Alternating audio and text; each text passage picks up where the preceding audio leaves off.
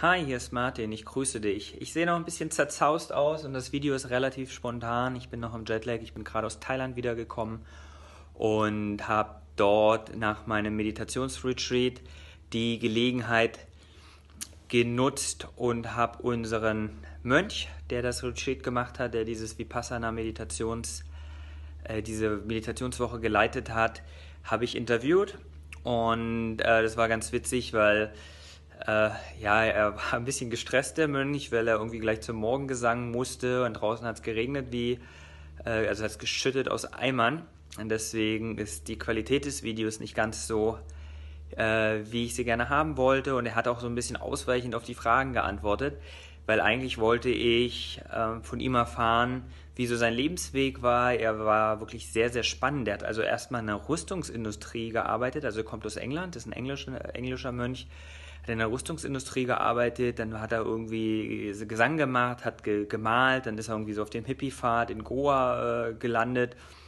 und irgendwann ist er nach Thailand gekommen und musste dort auch so ein Vipassana machen, so ein Retreat, das wollte er gar nicht. Und das Witzige ist, was ich finde in dem Interview, das rauskam, weil ich wollte wissen, wie er Mönch geworden ist, und der wollte einfach Geld sparen, also Work and Travel gab es damals noch nicht oder nicht in der Form in Thailand. Und er wollte einfach billig irgendwo unterkommen, und da er gut Englisch konnte, haben das die Mönche halt geschätzt, und er übersetzt halt als Dienst für seine kostenfreie Kost und Logis, übersetzt er halt Pali-Texte ins Englische, und er leitet jetzt dieses Retreat, was ich wirklich sehr angenehm fand, dass es ein englischer Mönch war, weil er halt die Brücke besser vielleicht geschlagen hat zur westlichen Welt und die westliche Welt besser verstand, als vielleicht das ein thailändischer Mönch gemacht hätte. Und auch spannend, als zweiten Punkt, um den es in dem Interview gehen wird, ist die Frage danach, er hat plötzlich an einem Tag alles aufgegeben, irgendwie Rauchen, Alkohol und so weiter. Und ich wollte wissen, wie man das macht, weil das ist ja sauschwer für viele. Und er meinte, er hat einfach das Interesse verloren, und fand ich auch spannend. Und das einfach mal so als kleine Job Description, als kleinen Einblick in das Leben von dem Mönch. Wir sitzen auch da direkt auf seiner Pritsche, wo er schläft normalerweise. Das Interview leider ist nicht ganz so qualitativ, wie gesagt, hochwertig geworden. Verzeih's mir, verzeih's dem Mönch. Aber es soll dir einfach einen kleinen Einblick geben, wenn es dich interessiert. Viel Spaß bei dem Video. Hi, I'm Martin, and I'm sitting here in the beautiful Thailand, in an island of Koh Samui, after 1 week silent retreat. And the first words I'm speaking now after a week feels quite interesting. And I'm sitting here with Vico. He was our lecturer and main host for the beautiful retreat. And you had a quite interesting life, I found. I wanna ask you how you decided to become a monk and why. I think you started off in England. You're British actually. Yes. And you worked for an aircraft or Air Force company first. Worked for many things. And can you maybe briefly describe your main stations and turning points, how you got a monk? Well, by accident. I was in India 1 year. I came to Thailand afterwards because I still had some money. Went to a place I would normally have gone to, in Hua Hin on the east coast, because I stayed there before. Not as a monk. I wasn't a monk. It was before I ordained. But they couldn't take me at the time. So I had this address for several years before I actually came here, because it was popular. Not this address, but the address was Süden Thailands, which is where the old man, the abbot, comes from where I come from. It's where I live. They have a retreat every month, and I knew about that from years ago. I'd never been there, but I still had the address, and I gave it to a lot of people. But I never went there myself. And I had no intention of going there, but they couldn't take me in Hua Hin, in a place called Wat Try That. And so I came here. I came to, not here, but to Süden Thailands. Süden Thailands is a big monastery in the south of Thailand who runs 10 days retreats. They do. And which are very good. That's why I'm actually here, because I have friends who've been to Süden Thailands many times. Yeah. And I've seen the lovely pictures of the hill and the mountains, and I prefer the 6-day retreat. All right. So that's why I'm here. But just to explain Süden Thailands, it's a big monastery in southern Thailand. So I went there, and they wouldn't let me stay there. They said, you have to go and do the retreat. So I did the retreat there in January 1994, which is a lot different to the way it's done now. And afterwards I went to stay in a place called Don Kiem with Santikaro, who was a monk at that time, since long ago this road. He was the head man, he was looking for laymen. I stayed there for a few months and I thought it was time to leave. I told him I was going back to England. And he suggested, because he didn't get too many reliable people, I think, that it might be, I was going to work and make some money and do some more traveling. I like to live in the East. He said, well, why do that? Why not try being a monk, just be a novice for a while? And once you're a novice monk, you don't need money, you don't need anything. You'll be a part of the brotherhood. Thais will look after everything, all your needs. So I didn't say yes, I went back to England. Oh, okay. But back in England, I soon, didn't take me long to be stuck in that place again, or any place like that, to think it would be a better idea to take the easy way out. So I thought, okay, let's try it. So I did. So you actually got persuaded to be a monk? More or less, yeah. Okay. It wasn't my intention, but I never intended to really do anything after a certain time in my life, because it's always pointless to intend things. They never seem to work out the way you want them to. So I just go with the wind. I stayed in Don Kiem for 6 years initially, but after 3 years a monk, I was going to disrobe. I was about ready. I had my clothes set up, and I was going to take the robe off. I told Santikaro, because he'd had a few monks living with him, 2 or 3 had ordained, but they'd all disappeared, and I was the last one. He was not very happy about that. But I didn't. I stayed. He disrobed, but I didn't. And I'm still here all these years later. So how does it work? Like, what do I need to be a monk? Is there some people like going in a monastery? Like we went to the military in Europe before? No. It's a question of Thais. For Thais it's different, but for me, for people from the West, what they call Farangs, which by the way is Faransé, it means French, which is an insult to an Englishman straight away.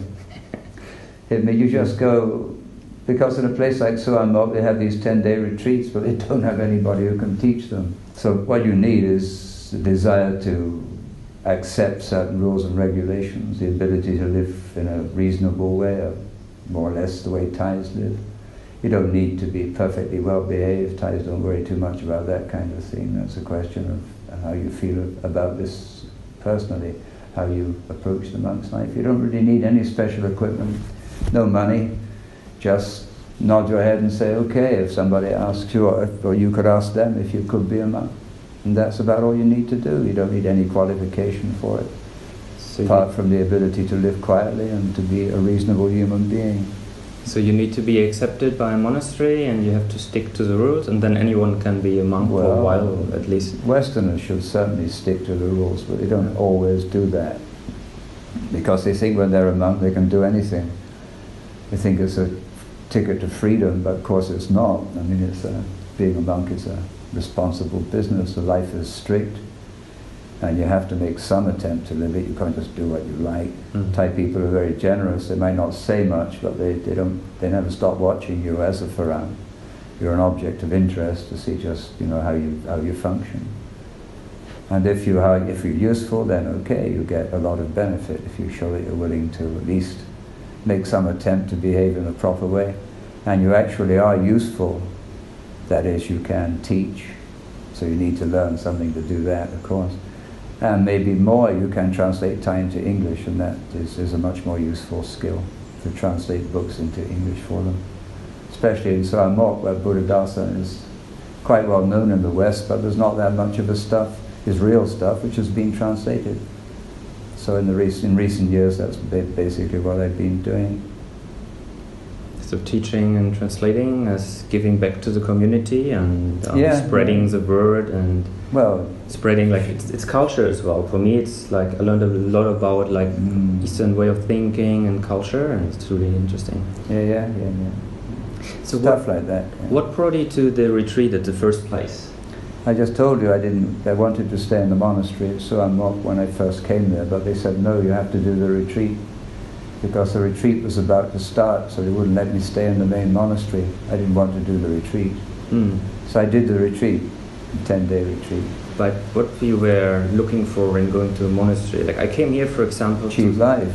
Cheap life.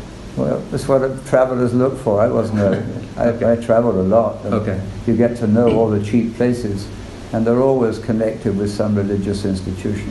The Krishnas in Penang, the Catholic place in southern India. Or you find many, many places you can live without money. All you need is a visa to stay in the country. They tend to insist on that. And you work for them. You do some work, you know, you cook or you clean up or you maybe do a little teaching or whatever. So fetching and carrying, and they support you for as long as you want to stay. And responsible people who behave decently are always welcome in such places. They still exist, but now they've changed. The ones I knew have mostly probably disappeared. But if I was to travel again, I would look for the same kind of opportunities. So it's like a self-designed work and travel program back in the 90s? Well, you work for nothing. You do nothing. You don't work. You don't have to work. You don't pay tax. You're not part of the system, which is basically why you start traveling long-term in the first place, to get away from that sort of imprisonment.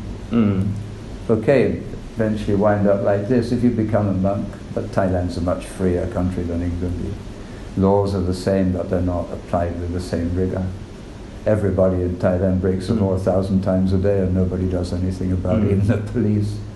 It's just a very different society, so it's more of a pleasure to live in because it is such a free place. Chaotic, crazy. If you take yourself too seriously as a teacher, as a proponent of the Buddha's teaching, you're going to get very frustrated with the Thai approach to life. But if you're sensible enough to observe Thais and learn to live more or less the way they do. And getting up at 4 each morning and only having twice a meal? I've always done that. Always done this? Morning person? Long before I was a monk, I was doing things like that. Eating very simple food. I was a vegan years ago. It's impossible to be a vegan as a monk in Thailand. And you mentioned that you quit like smoking and drinking all at the same time? Well, they quit me. I didn't quit them. They just stopped in 1991, actually. And I still had a girlfriend at that time, although she was much younger than me. And it wasn't going to work, so I was trying to find my way out of it. The last time I smoked anything was when she was around, when she was gone, and all that just stopped. I didn't make any attempt. I just lost interest in it. Just lost interest like that? But it happens to some people when they're changing. You know, you undergo a certain change in the way you live. You live your life, and I was beginning to change at that time in a noticeable way, and all that stuff just disappeared. And it has never returned, of course. I see. Okay, so it's starting to rain, and it's breakfast time. Right. So thank you for your time and you're welcome. For the very, very good retreat. I'm going to recommend it, of course. You're welcome to that as well. And yeah, thanks for everything. My pleasure. Yeah.